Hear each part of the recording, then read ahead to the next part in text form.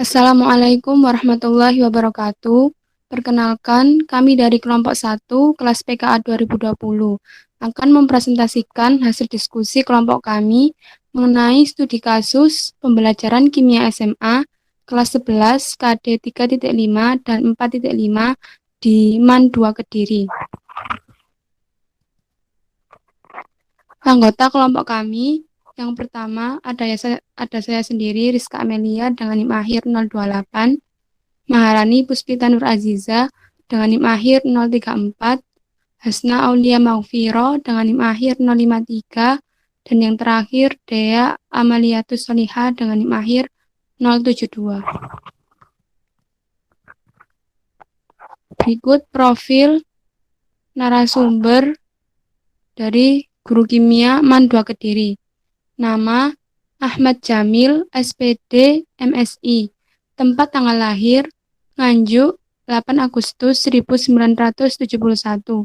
Riwayat pendidikan S1 Kimia Murni ITS, S2 Kimia Murni ITS, dan S1 Pendidikan Kimia IKIP Malang. Profesi sebagai guru kimia di MAN 2 Kediri. Hasil wawancara. Model pembelajaran apa yang digunakan untuk KD 3.5 dan 4.5 kelas 11 dan apa alasannya? Guru menggunakan model blended learning dengan memberikan PowerPoint terlebih dahulu sebelum pembelajaran, serta menggunakan kuis untuk mengukur seberapa besar pemahaman, bukan untuk penilaian. Alasannya, karena pada masa pandemi ini, tidak semua siswa bisa datang ke sekolah. Sebagian ada yang PTM dan sebagian lagi di rumah. Jadi menurut Pak Ahmad Jamil, menggunakan metode pembelajaran blended learning adalah yang paling tepat. Bagaimana hasil pembelajaran dengan model tersebut? Apakah sudah efektif? Di masa pandemi ini, selama Pak Ahmad Jamil menerapkan metode pembelajaran blended learning, hasilnya kurang efektif dan kurang maksimal, karena tidak bisa bertatap muka langsung dengan seluruh siswa di kelas. Kendala apa saja yang dialami dalam pembelajaran kimia kelas 11 KD 3.5 dan 4.5? Yang pertama, pemaparan materi harus berurutan dan saling berkesinambungan. Ada siswa yang menanyakan kembali materi yang sudah diajarkan pertemuan sebelumnya karena belum paham. Yang kedua, komunikasi yang kurang lancar. Peserta didik malas membuka e-learning yang sudah disediakan, membuat penyampaian materi tidak optimal dan kesulitan untuk berinteraksi dengan peserta didik.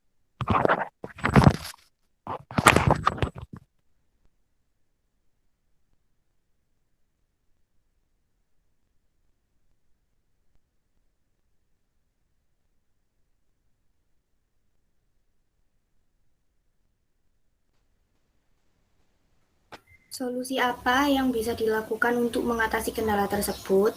Yang pertama, yaitu mengadakan kuis di e-learning agar peserta didik bisa mempersiapkan diri dan otomatis peserta didik akan mengakses e-learning dan mempelajari materi yang belum dipahami sebagai persiapan untuk kuis. Kemudian yang kedua, memberi penugasan di e-learning. Siswa yang tatap muka di sekolah maupun di rumah sama-sama memperoleh penugasan di e-learning. Untuk siswa yang PTM di sekolah bisa diskusi secara langsung namun tetap mengumpulkan di e-learning. Saat siswa di rumah bisa berinteraksi melalui kolom komentar e-learning maupun di grup WhatsApp. Kemudian pertanyaan selanjutnya, apa kelebihan dan kekurangan model pembelajaran blended learning dalam pembelajaran ini? Kelebihan blended learning yaitu fleksibel, siswa lebih leluasa dalam mempelajari materi kimia yang sudah disiapkan oleh guru melalui e-learning yang bisa diakses kapan saja dan di mana saja. Kemudian, diskusi tidak tergantung jarak. Siswa dapat melakukan diskusi dengan guru atau siswa lainnya tanpa harus tatap muka di tempat yang sama. Kemudian yang ketiga, pembelajaran bervariasi. Guru bisa memberikan materi berupa PPT, link video YouTube, e-book, modul, maupun rekaman video guru menjelaskan mengenai materi kimia. Sedangkan untuk kekurangan blended learning sendiri yaitu yang pertama berpotensi memicu rasa malas karena bisa diakses kapan dan di mana saja, memicu siswa untuk menunda membuka materi yang sudah disediakan di e-learning. Untuk siswa yang PTM masih bisa bertanya kepada guru secara langsung. Kemudian, yang kedua, internet tidak stabil. Kondisi internet yang tidak stabil membuat siswa terhambat untuk mengumpulkan tugas maupun menghadiri tatap muka virtual. Dan yang ketiga, guru kesulitan memantau aktivitas siswa. Untuk peserta didik yang tidak ada jadwal PTM di sekolah, guru tidak bisa memantau apakah siswa di rumah sudah mengakses materi dan membuka link video pembelajaran yang sudah disediakan. Kemudian pertanyaan selanjutnya, butuh berapa pertemuan untuk menerangkan KD 3.5 di kelas 11? Dibutuhkan 3 kali pertemuan. Untuk pertemuan pertama sendiri, memperkenalkan termokimia dengan memberi motivasi terlebih dahulu pada peserta didik, lalu menjelaskan termokimia dari yang paling dasar seperti pengertian secara keseluruhan. Kemudian untuk pertemuan kedua, menjelaskan jenis entalpi reaksi, hukum Hess, dan konsep energi ikatan. Dan untuk pertemuan ketiga, yaitu evaluasi guna mengukur kemampuan peserta didik dalam menangkap materi yang telah disampaikan.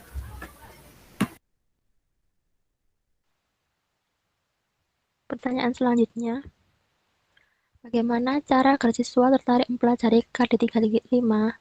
Caranya yaitu dengan memberi motivasi dengan memberikan paparan aplikasi dalam kehidupan sehari-hari.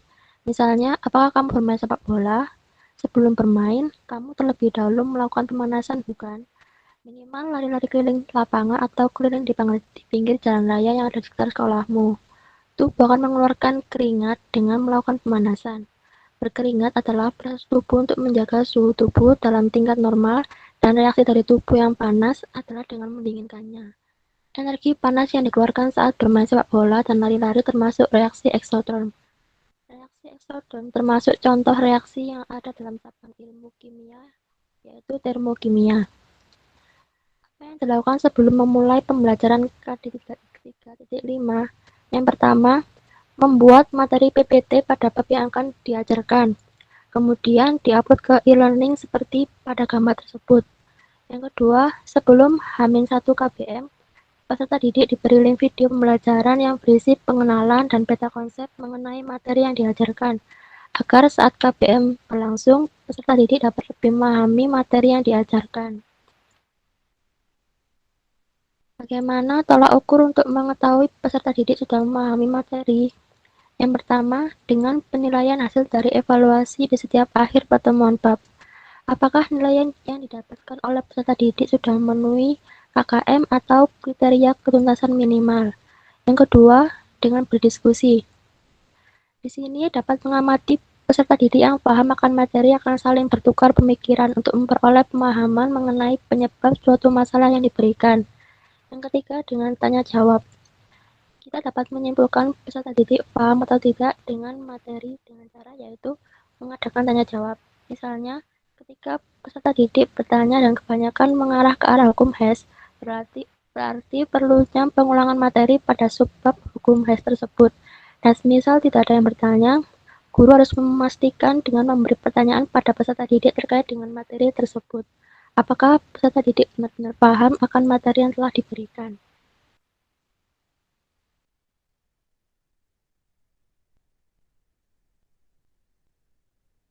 Kesesuaian RPP dengan pendekatan saintifik.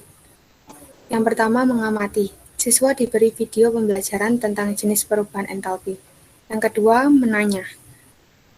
Guru dan peserta didik saling mengajukan pertanyaan. Diharapkan muncul pertanyaan-pertanyaan dari siswa tentang materi jenis perubahan entalpi. Yang ketiga, mencoba.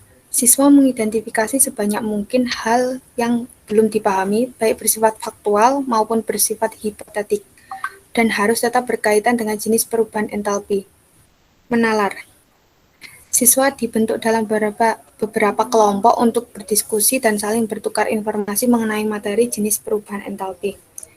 Yang kelima, mengomunikasikan. Siswa mempresentasikan hasil kerja kelompok dan ditanggapi oleh orang lain. Dan yang kedua, siswa membuat kesimpulan tentang jenis perubahan entalpi, kemudian siswa diberi kesempatan untuk menanyakan hal yang belum dipahami.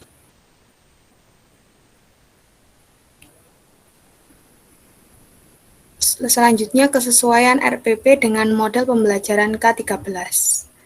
Hasil analisis dari RPP yang diberikan oleh Bapak Ahmad Jamil, menurut kelompok kami sudah sesuai dengan model pembelajaran K13. Pendekatan Student Centered Learning atau SCL. Hal ini dapat dibuktikan dari kegiatan pembelajaran pada isi RPP yang menuntut peserta didik untuk mencari banyak sumber belajar, juga terjadinya interaksi antar peserta didik dalam diskusi kelompok untuk saling bertukar informasi. Model pembelajaran yang dilakukan oleh Bapak Jamil adalah blended learning, di mana model pembelajaran tersebut termasuk dalam Student Centered Learning atau SCL. Blended learning adalah pembelajaran yang kombinasikan antara tatap muka dan pembelajaran secara online dengan memanfaatkan berbagai macam media dan teknologi untuk mendukung belajar mandiri dan memberikan pengalaman belajar kepada peserta didik. Modul pembelajaran blended learning memiliki 3 komponen penting, yaitu 1. Online learning, 2. Pembelajaran tatap muka, 3. Belajar mandiri. Melalui blended learning dapat menciptakan lingkungan belajar yang positif untuk terjadinya interaksi antara sesama peserta didik dan peserta didik dengan pendidiknya. Jadi, dapat disimpulkan bahwa RPP yang kami dapatkan sudah sesuai dengan pendekatan saintifik dan model pembelajaran K13.